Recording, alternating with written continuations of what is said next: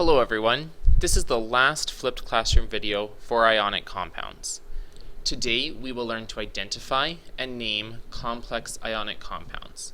Prior to this lesson, you should have mastered naming and formula writing of simple and multivalent ionic compounds. If you're looking at your periodic table, on the left-hand page of your data book, on your periodic table you will see this table of polyatomic ions. This is where you will find all of your complex ions for this video. Now, polyatomic ions and complex ions are the same thing, so you may hear those words used interchangeably. We'll have lots of practice in this video using this table, and you'll continue to use it throughout the remainder of the chemistry unit. If you take a look at your complex ions, most of them have a negative charge, with the exception of ammonium. Ammonium has the chemical formula of NH4 and has a 1+ charge. Now, because it has this 1+ charge, it acts as a cation, and it forms ionic bonds exactly like our metals do. So we need to keep this in mind as we continue throughout this video. So let's take a look at how we can get the chemical formula given the following chemical name. So we've been given ammonium nitrate. And as we've just seen, ammonium is NH4+. Now, take a look at your polyatomic table and you'll see, and take a look for the word nitrate. Be careful because a lot of the polyatomic ions have a similar beginning, but it's the ending that determines which ion we're using. So if we look at our table, you will find that nitrate is NO3 with a -1 charge. Now, just as you've done in your other videos, let's total the charges and we get +1 and -1. Because our charges are balanced, we can go ahead and write the chemical formula of NH4NO3.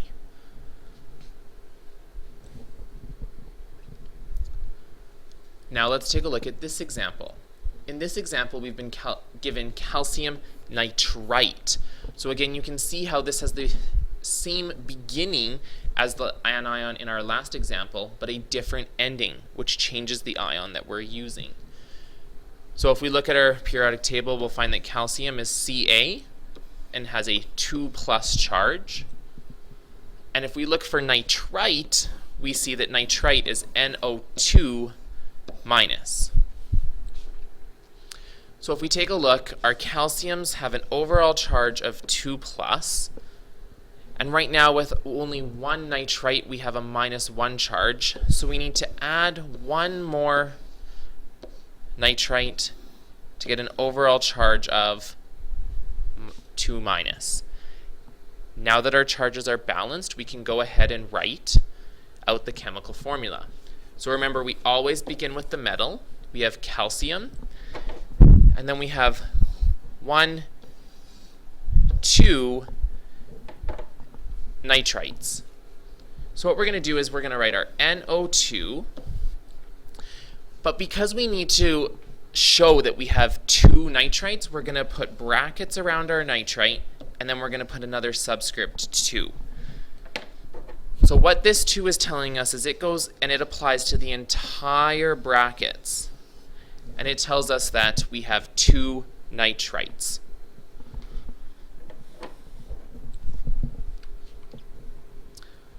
Let's take a look at this example. In this one, we've been given iron 3 sulfate. And if you remember from your multivalent video, this Roman numeral 3 tells us the charge on our metal. So, knowing that, iron has the chemical symbol of Fe, and because we have a Roman numeral 3, it tells us that our charge is 3+. Now if we look at our table of complex ions and we look for sulfate, again, making sure that you're finding sulfate with an ATE ending, because that's very important. We'll put down SO4 2-. So this SO4 2- is our sulfate ion. Now we're going to have to do a little bit of math here in order to balance out our charges. So if we put another iron with a 3+ charge, we end up with a total of 6+.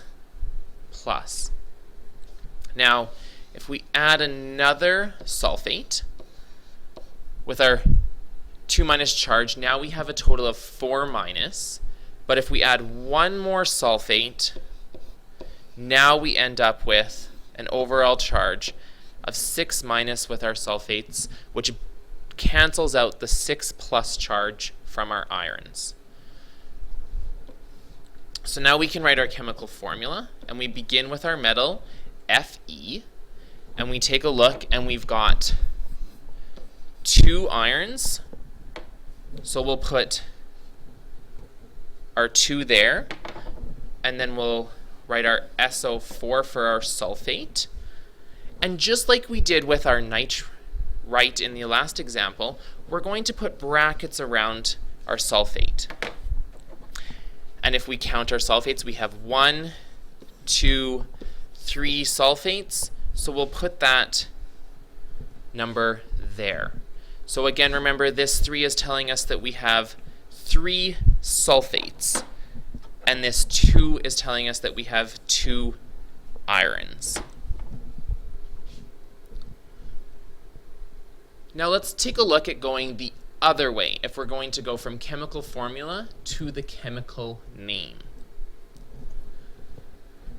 So looking at this example, let's determine the chemical name given the chemical formula for the following. So let's first identify our metal. So our metal here is this Mg, and if you take a look at your periodic table, you will notice that Mg is magnesium.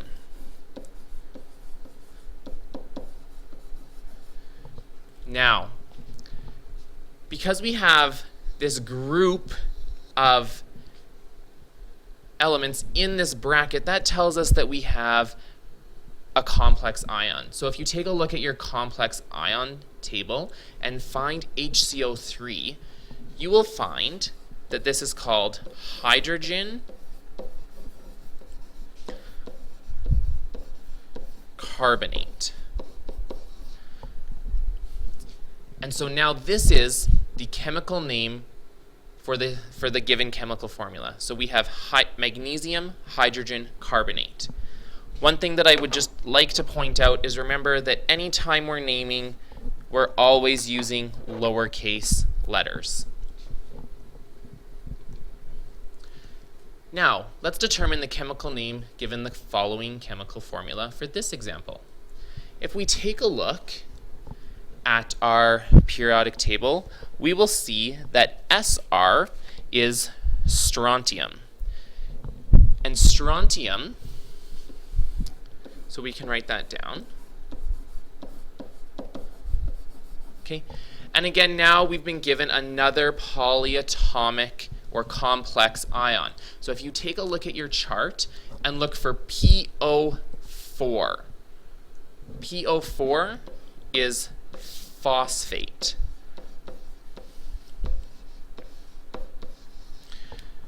So the chemical name for this compound is strontium phosphate. When we're dealing with our complex ions, we do not change the ending of our anion. We leave it exactly as it is. So PO4 is phosphate, so we leave it as phosphate.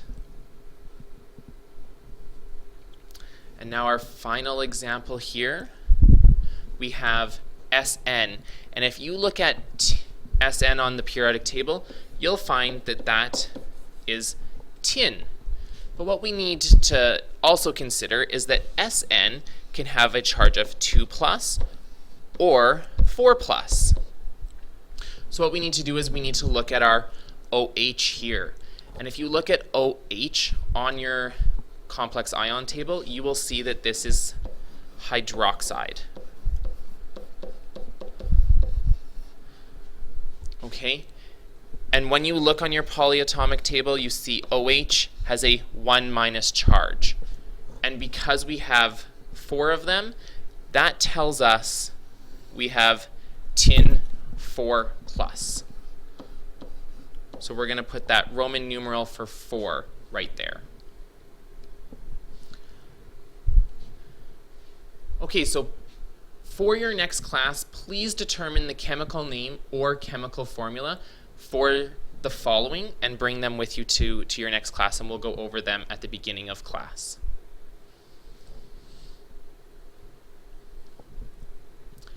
So just a quick reminder before we wrap up here that the objective of today was to identify and name complex ionic compounds. Can you do this?